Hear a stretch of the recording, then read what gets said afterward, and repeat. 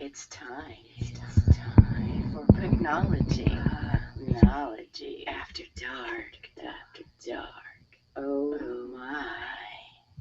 Oh my, what a way to go into the All-Star break. Whew! It makes you wish that they weren't going into the All-Star break, don't you? Well, they are. Welcome to this edition of Pucknology After Dark, following a Sharks 6-1 drubbing of the Colorado Avalanche. That's right, we've melted the Avalanche, and we're getting all the water to California, so we'll end the drought that way. If you You have, could say the Avalanche are going downhill, if you will. literally. Now, if you're part of the show, you know what's going on.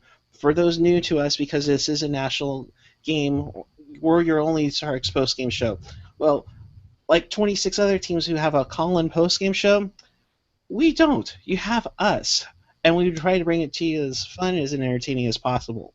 Uh, so make sure you subscribe if you're on the YouTube page. Also, if you're on the YouTube page, you can chat with us throughout the show. We'll answer as many questions or take your comments as much as possible. You can also use the hashtag Pucknology After Dark to ask questions or comment about the show. You can follow us on Twitter. The main account, of course, is Pucknology. I am Puckguy14. We have at Eric Landy, at Chris JWS, and at I Read Pucknology. We'll be hearing shortly from our rinkside reporters AJ Strong and Rocket Back.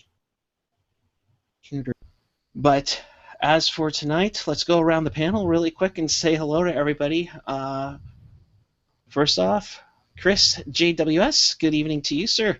Dude, I don't mean to bark in, but I've got like 2% left on my phone, so I'll see you when I get home. All right, sounds good. Bye, guys. Hi, Chris JWS. How's it going? We're live this time for real. No AOL false starts. Yes, in case you're not part of the running joke right now, we were on the air, but unfortunately, the feed died. But nonetheless, we are back on from San Diego. The guy who spells his first name the right way, Eric Landy. No, you're supposed to call me by my new name now. It's Captain Jack Laundry, all right? Get it right. What laundry? I don't see any laundry. That's the point. There is no laundry, but everybody wants to call me Eric Laundry. So Captain Jack Laundry, anybody? That's why. For those of you who are new, there's a running joke. Eric almost always has laundry in the background. And for the last 2 games, he's cleaned it up.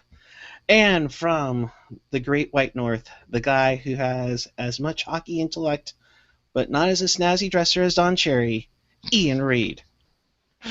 Wow. All right. Hey guys, how you doing today? Glad to be here from the Great White North. High praise considering Don Cherry will forget more about hockey than I will ever know. All right. So now we got all the intros away. You know where to find us. You can tweet us. Use the hashtag. We'll answer your questions. Heck, if you have my phone number, you can text me questions. We aren't going to give my phone number out, though. We don't want to do that. Otherwise, I'll be taking texts till 4 a.m. All right. Let's talk Sharks. Let's talk Sharks. Are you wearing a new jersey, Puck Guy? I am. For those who don't know me too well, I am a jersey collector, and this is the authentic heritage jersey, contributed by multiple people for my Boxing Day birthday. So it's 1-0, and I like to see that. I hope that it continues. It's got a better record than when the actual Sharks wear it, for sure.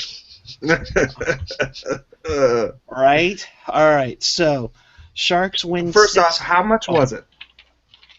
With the customization and my discounts, it came out to $346. Oh!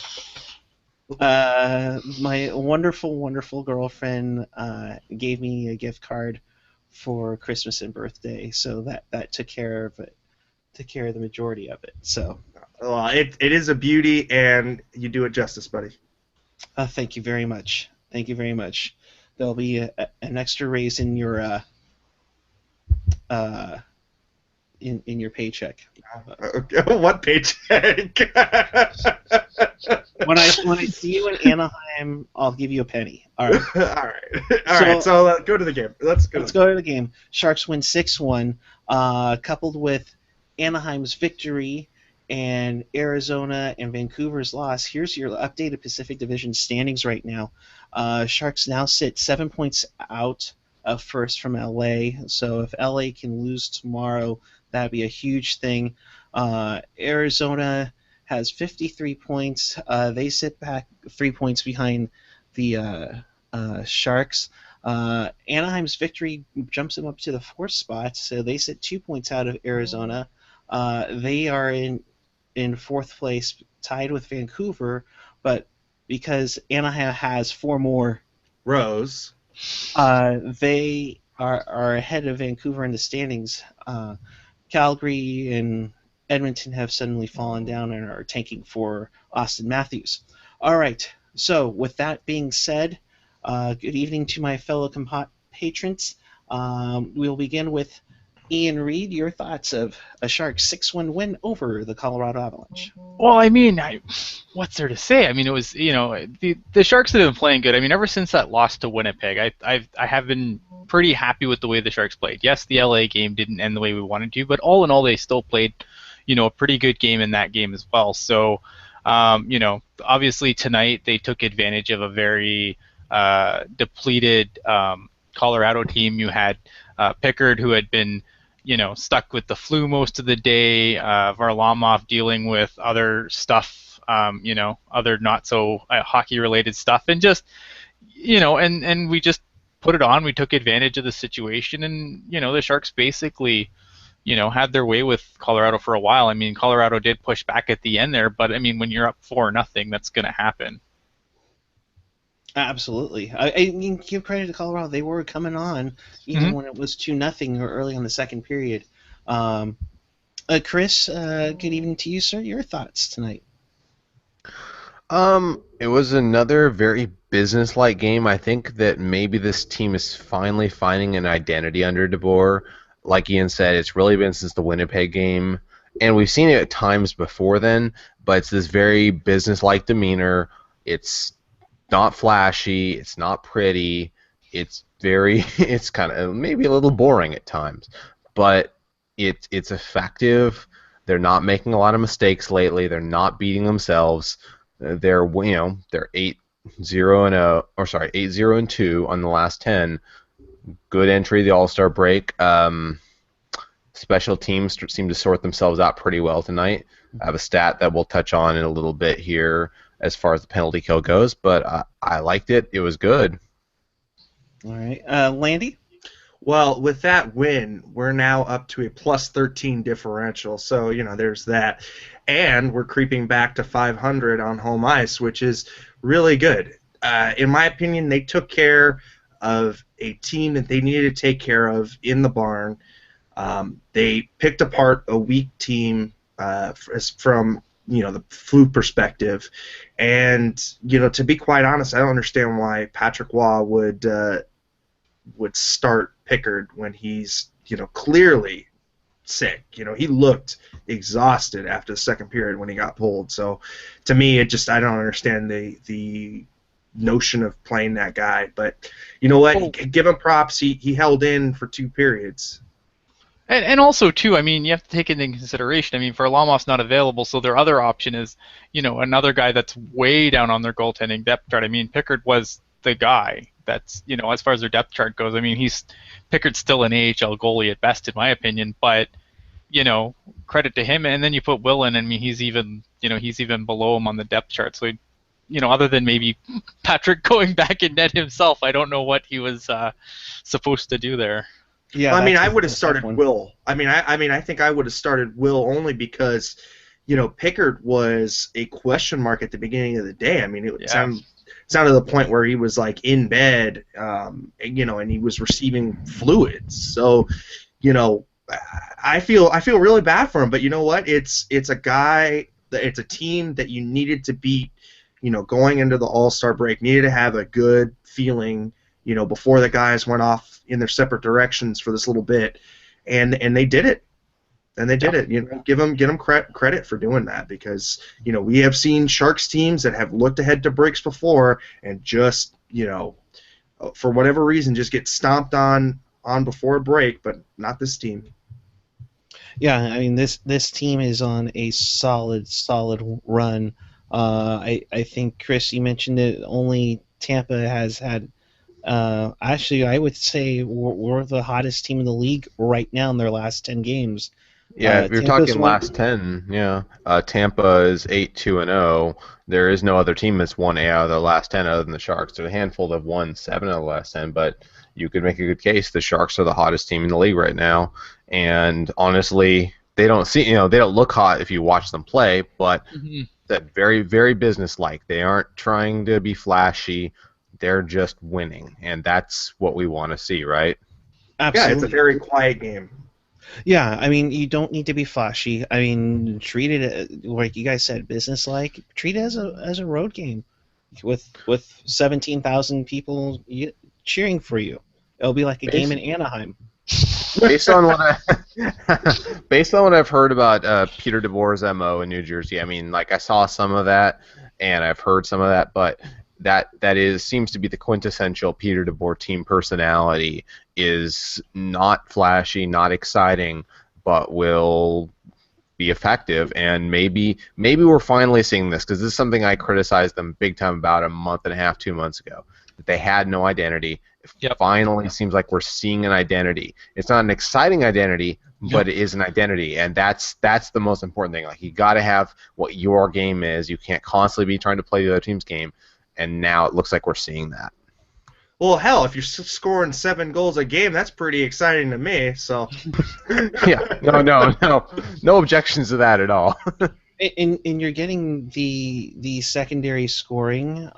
You're getting everybody chipping in. I mean, look tonight. I mean, yeah, it was an empty netter, but Paul Martin kicks up a goal. You have Dylan Mello score his first NHL goal tonight.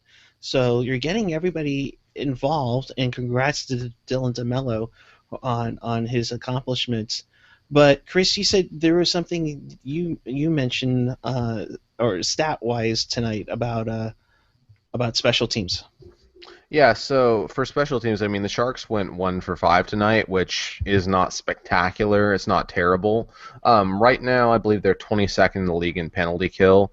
I actually ran all the numbers. So Zubris, welcome back to the lineup. We missed you, buddy, because they were letting in 1 out of every 3 power plays while he's gone.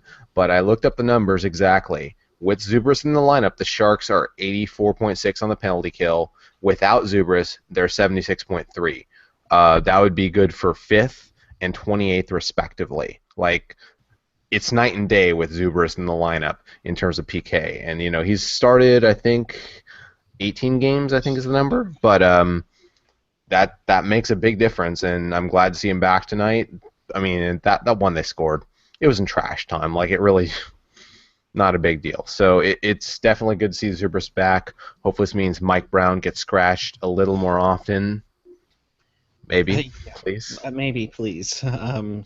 With all due respect to Brownie, Zubris seems like he's a more all-around player. And for that matter, I don't know if one of you guys has a stat line on him yet, but I'm wondering how much playing time Zubris got tonight in his first game back. I will pull that up right now. He had 11 minutes and 56 seconds, which is about 7 minutes more than Mike Brown gets on your average night. So that's a big difference. Yep. So, and mind you, that was the lowest on the team tonight. Normally the lowest on the team is Mr. Mike Brown, right around 5 minutes. So this tonight was truly a 4-line team for the first time in quite a while, because I don't remember the last time Mike Brown got scratched. It was probably late December, and it's good to see a effort where everyone is expected to contribute, not just 17 out of 18 skaters. So, hell, I mean, even Dylan DeMello, he had 15:31. I mean, he had 15 and a half minutes tonight. That's really good for a 6D man like that. I'm liking the way that the defense is gelling right now. Martin Jones has picked up his game. The secondary scoring is starting to come now in waves. I mean, this team is really starting to pick it up, and you know what? It's scary when they're firing on all cylinders. It really is. And you look at Tomas Hertl, one guy who went from fourth line to top line, picks up another goal and assist, and the kid is just on fire right now. If I'll put it this way, because I play fantasy hockey, if you don't have him and he's available, grab him quickly, because this kid has been on a great surge lately. It helps when he's not having to drag around Mike Brown and other mediocre players. Like I'm hoping what this will do is it'll jumpstart his game. Like I'd like to see him move back down the lineup a little bit to work with some guys that are maybe not as great as Thornton and Pavelski, but maybe this gets him, gets his game, going. Then he can kind of bring that down to the bottom parts of the lineup. Although the bottom parts of the lineup are doing pretty good even without him down there. Yeah, well, I mean, you're looking at Jonas Donskoy right now. He's got 21 points in 43 games. You've got Chris Tierney, who's starting to pick up his offensive game now. He's got 16 points in 46 games. And Tommy Wingles, he's starting to come around a little bit. Not lighting the world on fire, but he is starting to come around. He's got 13 points in 48 games, which isn't a lot, but when you've got him paired with Logan, I think that number's going to get a little bit better. Yeah, I completely agree. And that's it. If you look at one thing that's changed with the Sharks beyond the winning, obviously, is that they're healthy. They're for the first time they're legitimately healthy enough to basically start icing the kind of teams, the lineup that we were expecting to see earlier on in the season. When you don't have to have Mike Brown in because you can play a guy like Zubris, and you can move guys around and shuffle up the lines, and you can put Couture on the third line.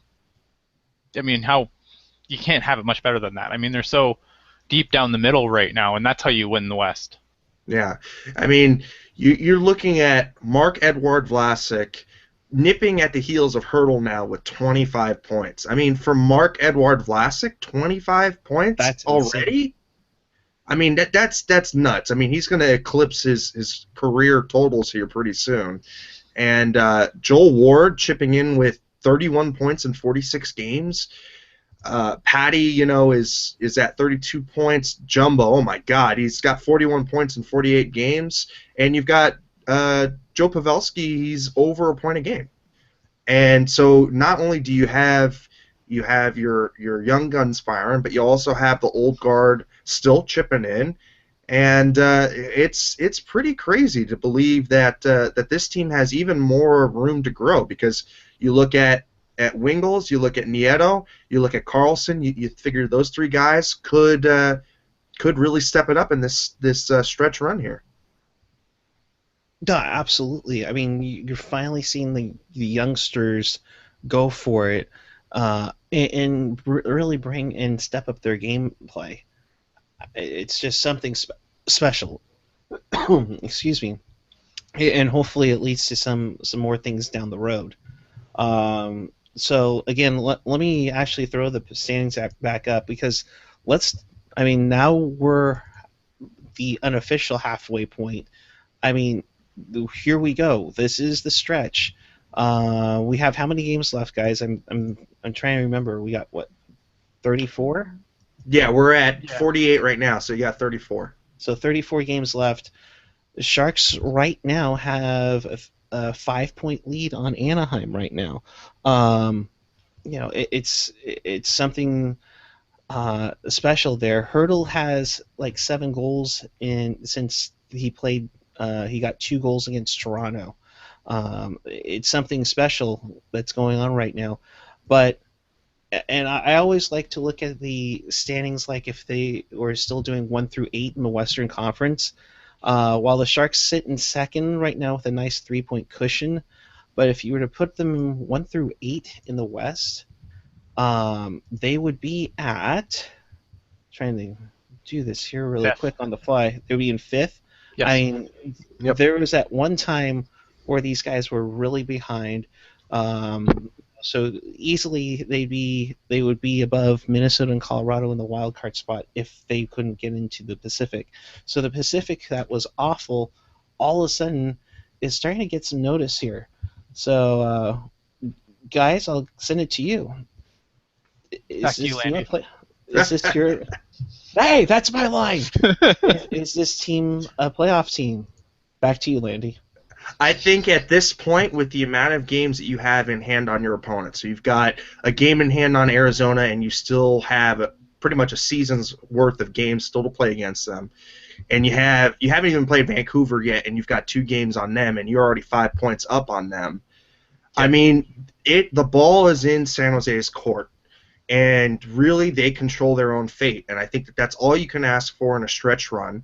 They don't need any help from anybody. I mean, heck, Los Angeles is in the sights right now, and Los Angeles and San Jose have played the same amount of games, and Los Angeles will play one more game tomorrow. If by some miracle Colorado can beat them, your Sharks are going to make life tough for the Kings to win the division. That division that was run away with, it's starting to come back into sight again. So the ball's in San Jose's court, and it's up to them to push it forward. But the way that they're playing, they look pretty good. I'll go from there. I definitely am starting to be that much more of a believer. I'm not all the way there. I think they are a playoff team, especially if they're healthy. I believe they could win a first round matchup, because if they get second in the Pacific, I think that's the position they want, because the third team in the Pacific, I think, will be easier pickings than whatever wild card makes it in. But I'm that much closer to believing they can be a playoff team. A real contender, I'm not there yet. If they do this, if the second half of the season looks more like this, maybe not in the wins and losses, but in the business-like demeanor, getting things done, being effective, winning on a consistent basis, I might start believing they could actually go farther than one round. But I'm a little closer. I'm inching towards believing that this team could actually do something. Yeah, I mean, and right now, even if you weren't second in the division, you would be one of 2 wild cards, because they've got more points than both wild card teams, and they have a game in hand on one wild card team and 3 games in hand on the other wild card team. So, like I said, the ball is in their court, and it's with them that they can either take it up the court, make a slam dunk, or they can get the ball stripped and, lose from there. So. Yeah, I What mean, does the Canadian robot think?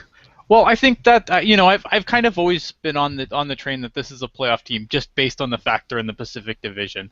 I'm with you, Chris. I'm not ready to say let's start planning the parade route or anything. I still think that this team's going to be hard pressed to get out of the Pacific Division. To me, this is still a second round team at best. I mean, maybe if they can keep this going into the end, I'll get a little more excited about it. But I can't go there again just because this team's jerked me around too many times, man. I can't do it. I want to, but I can't. Believe me, that 111-point team just kind of ripped my heart out of my ass. Yeah. I want to believe. I just want to. Yeah, no, I really do, but I'm not there yet. Yeah, I agree though. I mean, you go into the Pacific, you stay in that second seed, you avoid the wild card team. The only thing that I would be concerned about now with that second seed is that the Ducks are kind of surging, and I don't like that matchup at all, although I do like it better than a Central Division team. Right now, if they were a wild card team, they would open up against Chicago. At the moment, if the season no ended one wants today, that. if the season, or I'm sorry, I take that back. They would actually, they're the first wild card, so they would technically be going to the second best team. So they would play LA in round 1. If they were a wild card team, right now they would be projected to play Arizona with home ice.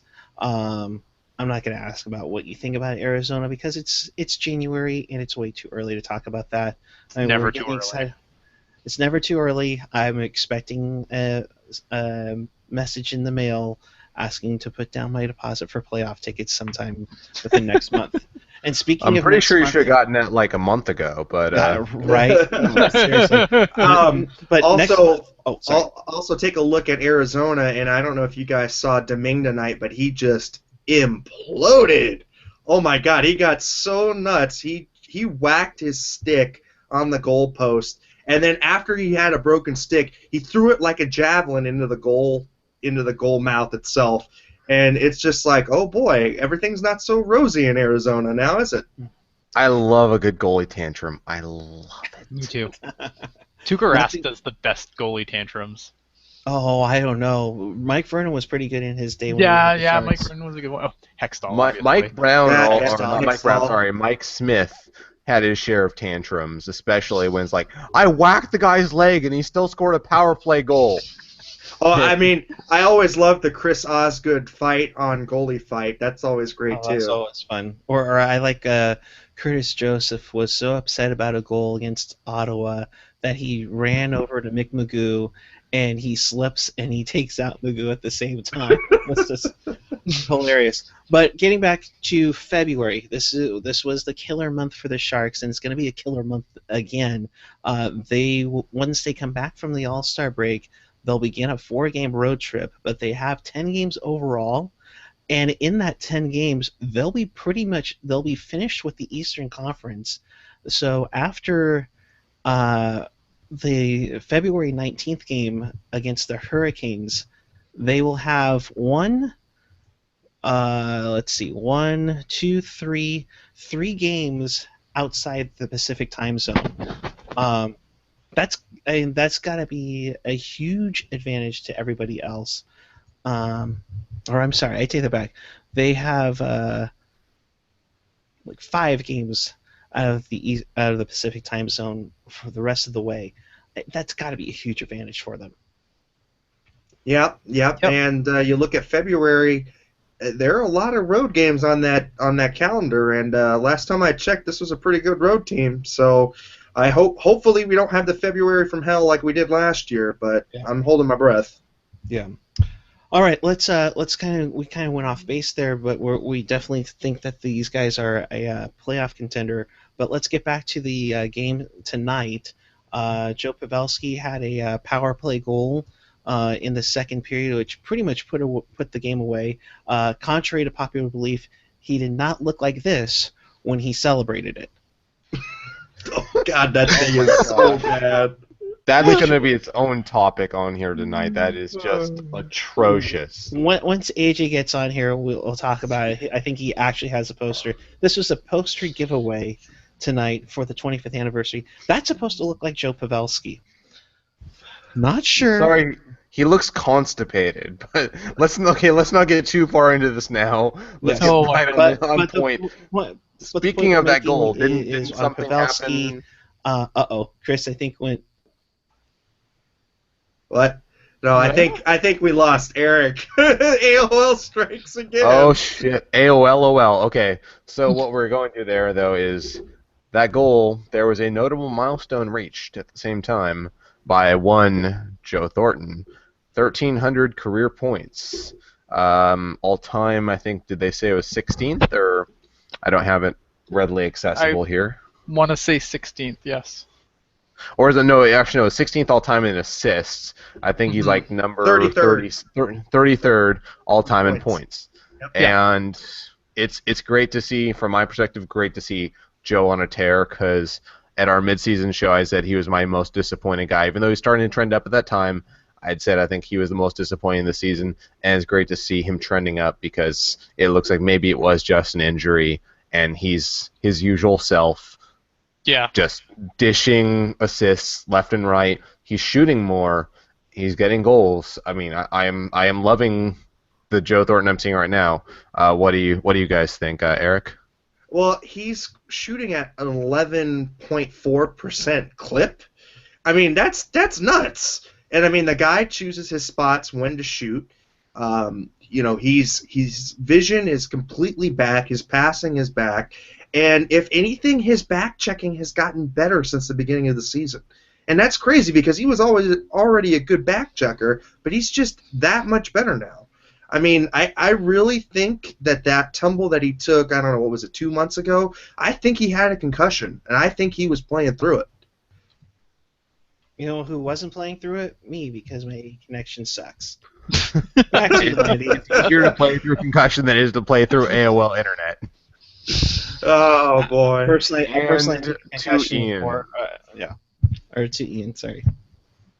Yeah, I totally. Joe Thornton's obviously one of the big parts of this team, and so obviously, unfortunately, that's where the maybe not unfortunately, but I think with the point of his age, I think it's getting scary how much the offense really relies on Joe Thornton to go, and if Joe Thornton's not going, it just seems like the team doesn't go. So I mean, yeah, obviously it's been a big part of the Sharks coming back and having the month that they did, because like I said, Joe Thornton, he's still the motor, man. That's what's driving the boat. Yeah, I mean, I don't understand why you know what, we can go into the C discussion all day, but it's Jumbo's team, and it will be until he is either gone or retires, because as he goes, the team goes. I mean, you're getting secondary scoring, yeah, but, I mean, there's no coincidence that the Sharks have done so well, and Jumbo's right in an 11-game point streak, so... You know what? I think it's his team. Yeah, we can give it all about Patrick Marleau. He's been here the longest. Yada yada yada. The thing this team changed its momentum when Jumbo got here November 30th, 2005. Absolutely.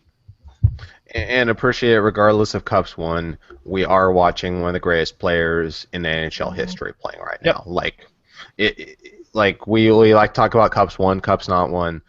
He's still gonna go down. He will be in the Hall of Fame, and there's no doubt about it. First ballot Hall of Famer. Yeah. I will argue that point with anyone. He's the first ballot Hall of Famer, Cup or no Cup. I mean, the guy is almost at a point per game for his entire career. I mean, that's going from being a baby who never touched the lower levels of a team organization. So going from a 18, 19-year-old or whatever he was drafted at, probably 18, and going all the way up. I mean, and keeping the point per game pace. That's crazy. It is crazy. To have this all happen is something else. But being a Hall of Famer and Canadian, being put future Hall of Famer and Canadian, and he's taken a lot of criticism from the media in the past. Do you think he might have some issues getting in without a cup?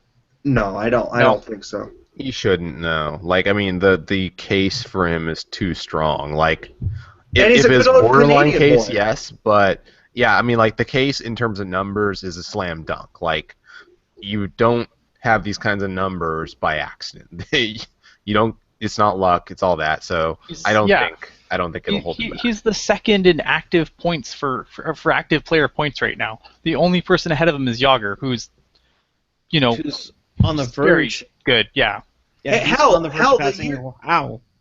The age restriction will be waived for Yager. I really believe that. The day that he retires, he'll get his Hall of Fame bell rung.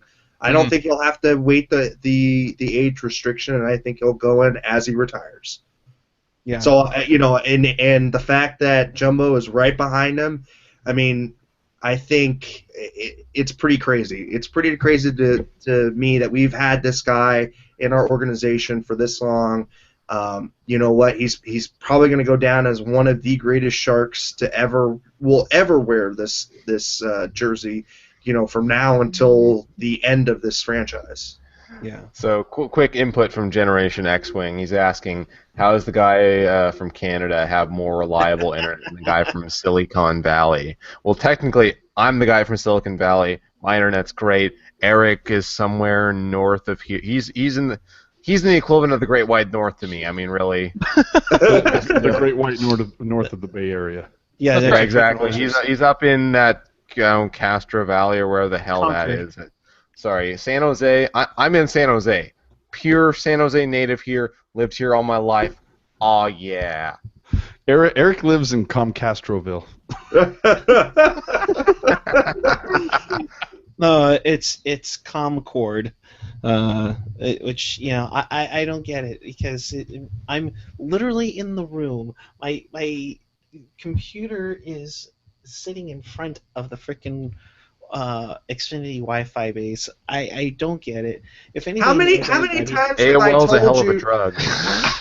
How many times have I told you? Use a wire. Don't use wireless. Okay, listen. Is your internet powered by a moose on a treadmill? That's how mine works so well. Dude, Eric, Oh, there we Puck go. Guy is You so- revealed the secret. Puck Guy is so against it, he doesn't even watch the show The Wire. No, so I honestly think that Puck Guy's got a hamster back there, and he's powering by the little wheel. He might have That's two. a terrible way to refer to Amy, but okay. Oh, and we are off track. We are after dark, ladies and gentlemen. Hey, Wow. look who showed up to the On track podcast. here. Let's get back on track. Yes. Let's talk Sharks power play, which was on track tonight. 2 more power play thoughts, Les? goals. Yep, 2 more power play goals. Thoughts on that? It seems like it's rebounding a bit there after that bad stretch. Yeah, 6. But let's talk about the elephant in the room. It took the top power play unit almost a minute and a half to put it in on that 5-on-3, and then bam, the second unit comes in and goes, oh yeah, 28 seconds, no problem, bang, it's in. Hey, you know what? It's working. I don't care. Okay, it's working. Yeah, it's gonna happen one way or the other. Like, it's just, I'm not gonna ask about style points on the power play if they're generally effective more than they're ineffective. We're not even but as long as they're offsetting whatever the penalty kill lets in, I'm not gonna complain. Like, that's the main thing. You got to be more effective than you're letting in on the other end. Yeah, and you know what? They're tied for third. After it's that's season long. Yeah, but after that horrific start that it had and the horrific lull that it had, I mean, that's pretty crazy that they rebounded so big. I still go back to the fact of look at it over the last 10 games. PK is still atrocious. They gotta continue to take care of that. But I'm not totally worried about the power play. The bottom 6 are doing it. It's that PK is where they need to focus. Well, AJ, good thing you joined. I don't know if you saw earlier, but I posted a lovely stat about Zubris in the lineup and out. But Sharks penalty kill without Zubris in the lineup, 76%. With Zubris in the lineup, 84%. Literally, it is night and day. Yep. With and without him. Have we That's been the difference. I mean, obviously, I'm coming into this late. Has everyone been able to give Chris a round of applause for showing up when he clearly has a cold or something? Yes, we have. Okay. I just wanted to make We were talking about that in the pregame. I'm playing injured here. Upper body injury. Do not be specific about what it is. Right. Because, they might go for my voice or whatever, when they check me along the boards. I hear you. Dustin Brown. I'm a little more nasally than usual. But kudos to working through it. We appreciate it as always. That's true. Back to you, Chris. He's not a good old Canadian boy. Are you fucking? What? I play through injury here on Pucknology After Dark, 'cause that's how committed I am. There you go. Did we lose Eric again? Did we lose Eric? Well, No, he's just that bored. No, he's gone. He's gone. We lost him. He gone. So while he's gone, we have 2 choices. Either we can go to the positive and the negative each at the All-Star break, or we can talk crap about Eric's internet, or both. I don't know. What do you guys think? Well, the negative of the season and of the show so far is Eric's crappy internet. I mean, it's more inconsistent than the Sharks at their PK. worst. I mean, like, More his, inconsistent than the PK of the Sharks, okay? That's his his internet answer. is like the Sharks when they played Winnipeg a few weeks ago. But, to be more serious though, so we talked about this in the mid-season show. But at the All-Star break, we'll just go around the horn. What's one positive you see in the season? What's one negative? I'll start with AJ.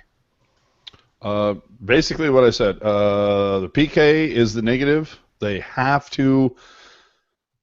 God, they got to shore that up. For the positive, though, to me, it feels like I'm surprised that Jones did get the start. I'm partly surprised because if they didn't start Stalock tonight, let's be honest, if you look at the upcoming schedule, they're probably going to go another 10 games before they start Stalock again. So, but the fact that, the positive, Jones seems to have found the rhythm that we saw very early in the season, and hopefully he continues. Ian, what do you think? My positive is the reemergence of some of the players that really needed to kind of, show something. The hurdles, the tyrannies, especially Tyranny. Tyranny, as you know, me and Landy are big fans of Chris Tyranny, and to have another, issue like that. And I fucked up. I should have picked the bottom six. Yeah. You know what? And so I like that. I think that's the positive, is like the emergence of players like the Hurdles and the Tyrannies that have finally found their game.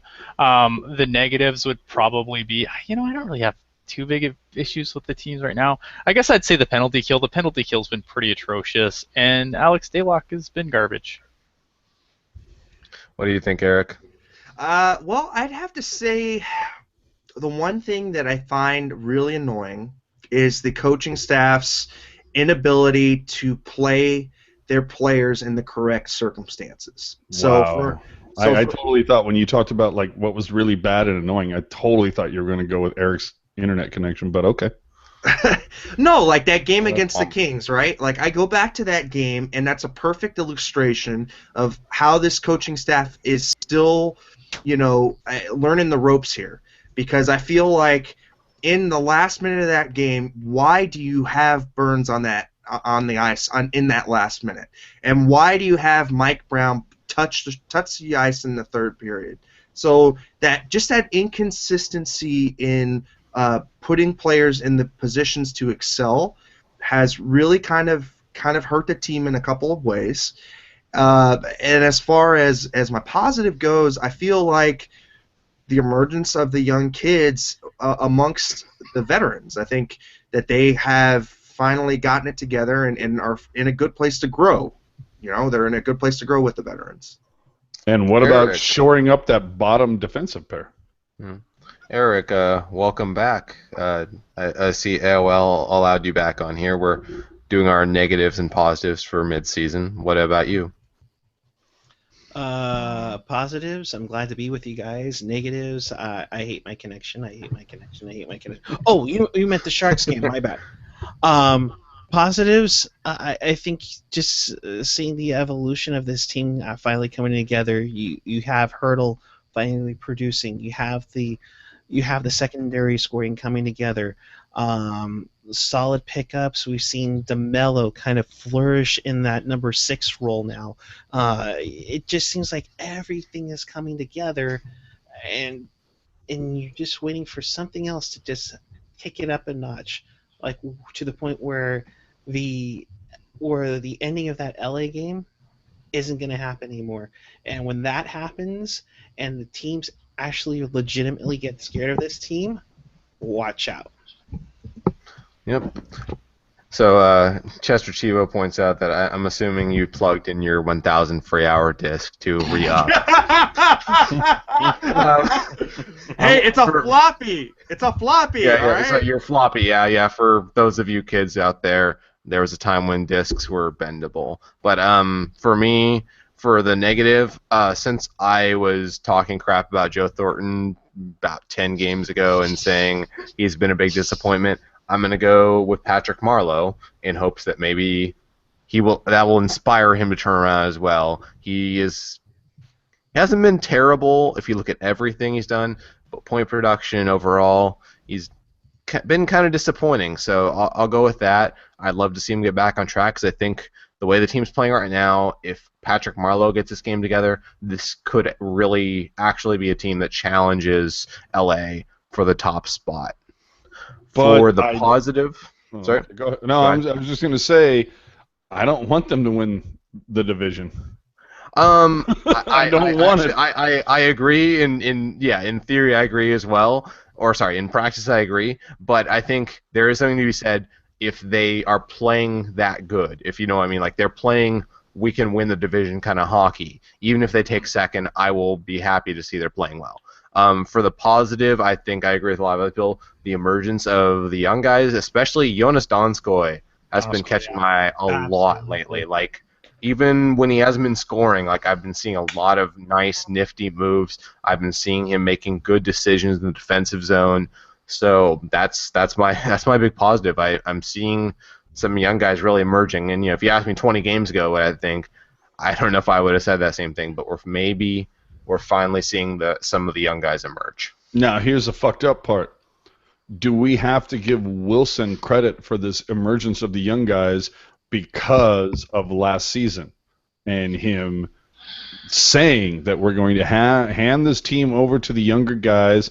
We're going to bring in the all-star John Scott to protect them from the press box somehow. But we're going to hand the team over to the young guys. Do we actually have to give Wilson some credit for the emergence of the younger guys because of all the time they got last season? No, I want to start this off. First off, you have to have a good core to surround the young kids with. If you're going to bring up young kids into a team, they have to have a solid foundation to look to. They have to have players that they can skate with. And so you've got Hurdle, right? Hurdle's reestablishing his game. It's no secret that he's reestablishing his game because he's playing with Pavelski and Thornton. But that's how you build a kid up like that. And once he gets in his mind that, look, when Joe and Joe have moved on and have retired, he's like, look, I knew I can play at that level, and I can reach back to that. So you have to have a solid core to build these guys into. And Paul Martin and Ward, the two acquisitions over the summer, have helped solidify that core. And Martin Jones is cleaning up whatever garbage that the kids are laying out there. Absolutely. Yeah, I agree with Landy, and I think I will give Doug Wilson some credit, as I have before on this show. Mm-hmm. I don't exclusively bash him. I don't know if I think he still deserves to keep his job. I think if they make the playoffs, though, he does preserve his job for one more year. But like with Ward and the other acquisitions this offseason, I think he does deserve some credit. And, one positive year does not offset all the bad years. But, if he has a couple more positive years in the offseason, maybe then we're not talking about Doug Wilson needing to go. And, give him credit. Which is something we have been discussing for the last 3 seasons. Right. Even though this show's only been around for like a year. Yeah, I mean... Sorry, go ahead. Okay, no, I was just going to say, I mean, I've been on the record for saying that Doug Wilson had a very good summer. But, it's like Chris says, that doesn't, offset other things that he's done that haven't panned out. So, yeah, I mean, obviously, I do give him, I do give the scouting craft, credit for going out and finding guys in Europe like Donskoy and, getting the deal done. And, you got to give him credit for the acquisitions. I mean, Joel Ward has been, when things were going terrible, Joel Ward was putting pucks in the net like crazy. Martin Jones, probably of all the goalies that were to be had this summer, Jones has been the best of all of them. I don't think anyone's thinking about, oh man, I wish we would have got Cam Talbot or Robin Leonard or Eddie Lack or, any of these guys. Remember the push that there was to get Talbot. Right. Yeah, absolutely. But I mean, the important thing is, though, I mean, the real credit for what's going on right now is the coaching staff, because that they've made the adjustments lately that have really panned out. And I was very critical of Peter DeBoer for the last little bit.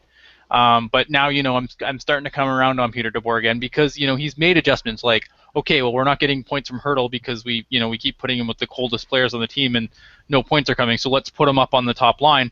And, moving Couture down to the third line, I think was, a genius move. And I think that even if, Couture heats up again to the point where you can switch him and Marlowe, and I think you're still going to be able to roll 3 lines. So I wanted sorry. No, I'm just looking at Chester Chivo and the GIF of Doug Wilson. I'll post it up right now. Hold on. Perfect. Go ahead. Sorry. I think that Doug Wilson does deserve some credit for his offseason acquisitions, but it's the coaching staff that's getting these guys to play, because like I said, this offense still goes through Joe Thornton, and but that is something that needs to be addressed very soon, because it's not going to be happening much longer. No, exactly. I don't know. The way Thornton's playing right now, I could see him doing that for a little longer. I think we discussed, like, if you bring back one or the other, Thornton or Marlowe. But it's clearly going to be. Thornton has some more good years left in him. But I agree, we need to find someone to replace him. But I think he could play several more good years. Looks like Landy has that up now. Damn it, Landy. You also need to get up Chester Chivo's avatar right now of the Mike Brown teddy bear. So also Generation X on Twitter. Holy crap! Chris has a total Fran Drescher voice thing going. Thanks, Gen X. Should I assume that graphic of Doug Wilson? I'm assuming that was screenshotted tonight. Yeah, Yes. I took the screenshot of the game. Okay. Apparently, Doug Wilson was in shot that we were giving him kudos, and is 2 years behind on the trend that he had to go Taurusing on us in shot that we were giving him some. Can whoever screenshotted that, whether it was Chester or anybody, if you could do me a favor and just like DM that to me, I'd really appreciate it. Because we just need a meme of that. Well, it's just because Doug Wilson's ego avatar needs to be updated, and that is perfect. Or Wug Dilson. Is the other one. No, I need that DM'd.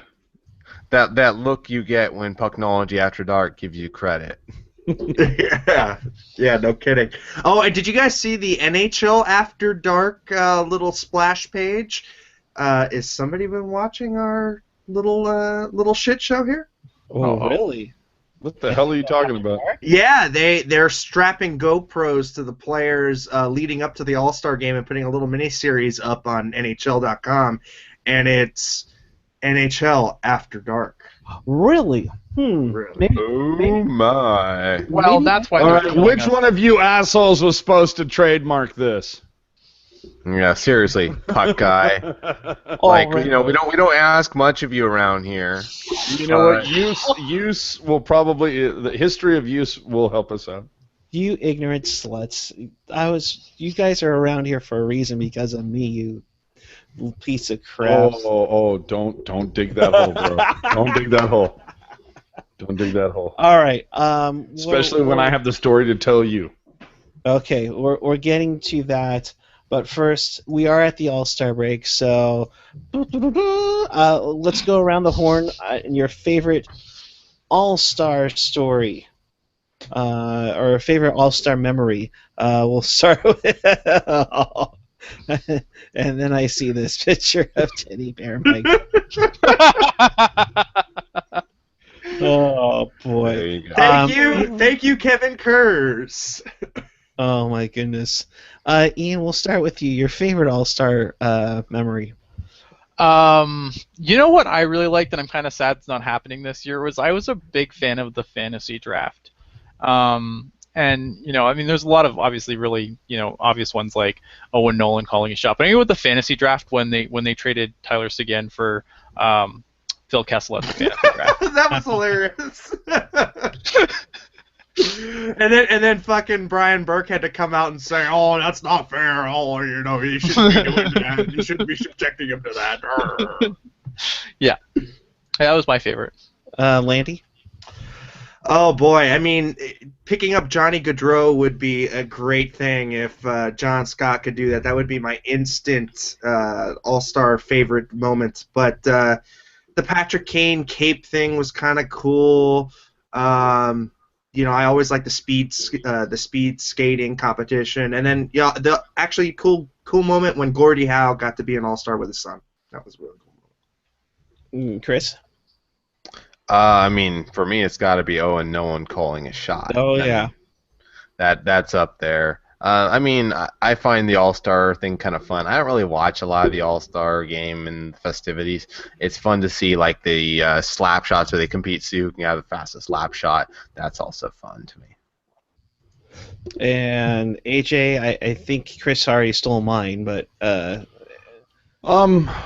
course, Nolan calling a shot against Hasek, that was huge. I think one of the things for me, though, was, and I wish off the top of my head that I could remember how long it had been, but when Nabokov started the second period of the All-Star game, he went the entire period without allowing a shot. Now, we all know that historically All-Star games are just shooting galleries, and you're going to see 3-4 goals every period, and Nabby stoned everyone. So the fact that he had an entire period of a shutout, that's mine, because it hadn't happened in a long time prior to Nabby doing it.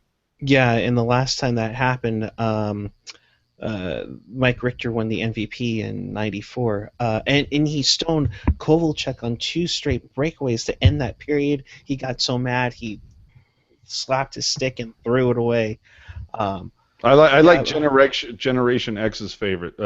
Chara's slap shot being faster than a Toyota Prius. I like that.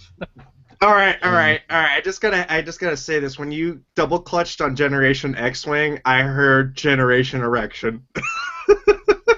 Wow. Boom! My. Way after dark. Erection. All right. Generation X-Wing. So I guess we gotta talk about this, right? Oh boy! Oh no! AJ, how many IPAs did you have, and what did you shout at Tora this time? Wait! Let me guess. Bring back Drew! Bring back Drew! Nope. No. Funnily enough, no. You know what this is a picture of?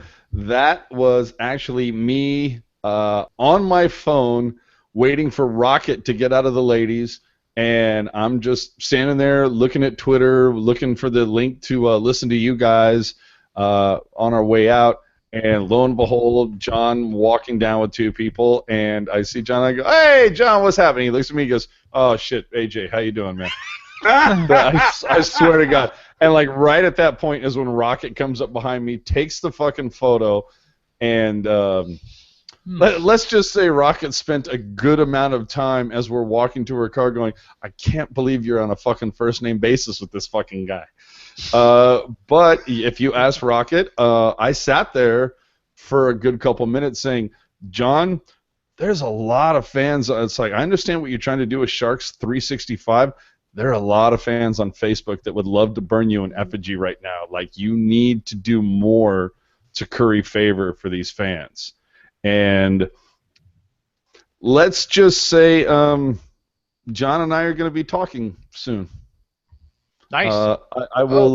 BFFs. I will. Little bit of BFF going on. I will tell you guys more about it when we're off air. But you need to steer him to the website and just let him read your articles. Yeah. Well, So- I'm so just what going you're to say. saying is you guys are going steady or something. Yeah, a little bit. Like, I haven't given him the promise ring yet, but I'm getting it engraved. That's all I'm saying. No. Get like a pin or something. All right. Operative John Tatora. No, This is- it's. I'm gonna. Well, we'll discuss this afterwards. But let's just say I am doing what I can on behalf of Sharks fans to make things better. At least to give the COO a realistic look at what fans really think. That's all. Well, That's after all the I'm goal song, I mean, you kind of owe us one, right? After the damn. Really? When did you go from angry Canadian to like fuck you Canadian? I don't know. Hold I on, don't Ian. Okay, now I sent you some things in the mail. Have you received those things yet? I do. I have them. I have some office moving around stuff I need to do, but they will go up as soon as that's all. So you did, All right. you did get them? Yes, appreciate it. Okay, and after that comment, you can send the shit right back, you asshole. Oh man. So apparently, I know you're going to stay like a 14-year-old girl, but now you're getting all pissy like a 14-year-old girl. so apparently, I have a friend in my background. What am I looking at? Excellent. What am I saying? Look at me. Damn, I like that. That's what we put on the couch, bitches. Cohabiting with the laundry. Yeah. Somebody's got to do laundry. Oh jeez. With that, Generation X is very jealous of you. You're two-timing him behind his back, and you just admitted it on the air.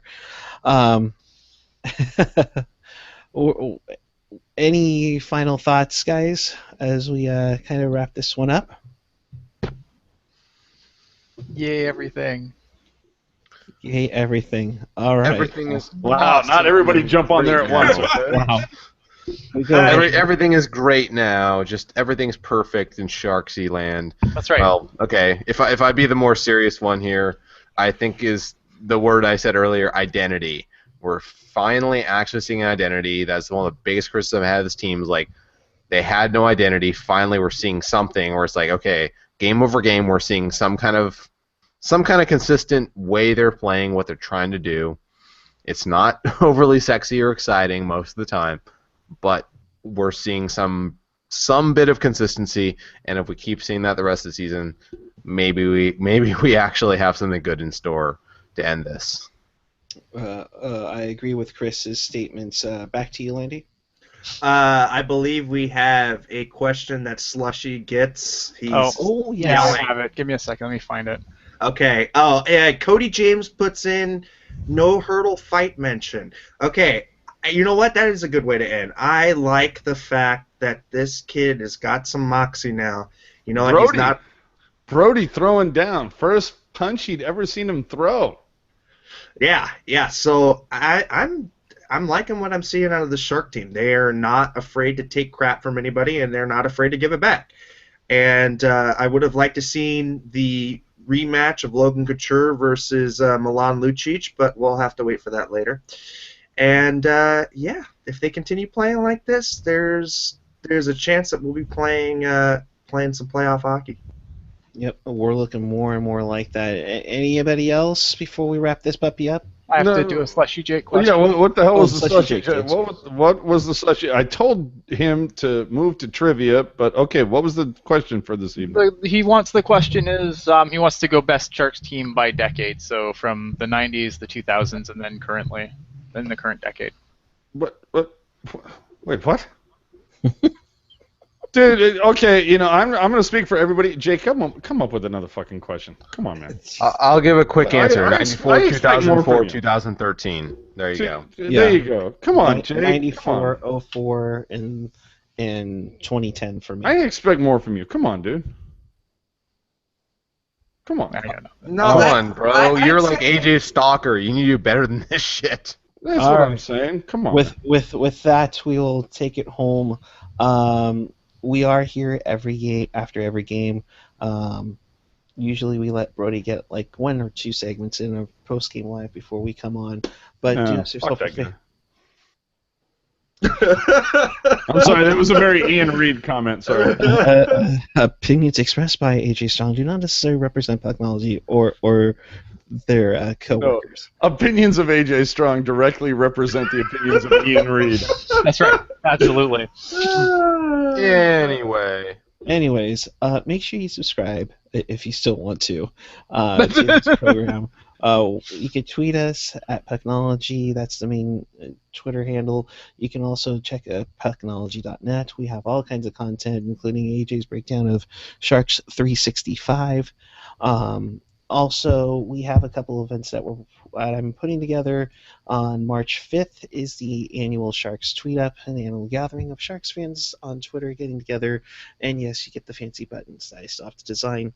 On April 9th, if you're going to a fan appreciation night, which could be a precursor to the playoffs, reveal your teal night, and that's where we are asking everyone who's going to the game to wear your best teal outfit, so we can teal out the tank. Put it this way, happy belated birthday to Rocket Backhander. She's got pretty much everybody beat with her teal-rific outfit, so good luck with that. So, for all of us here, for AJ Strong, Chris JWS, Ian Reed, Eric Landy, our entire crew here, we thank you for joining with us. Thank you for enjoying your post game show, and as always, keep it real, keep it fresh, keep it real fresh.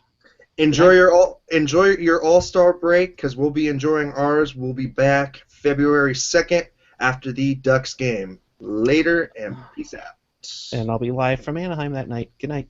I'll be with Mr. Buckeye.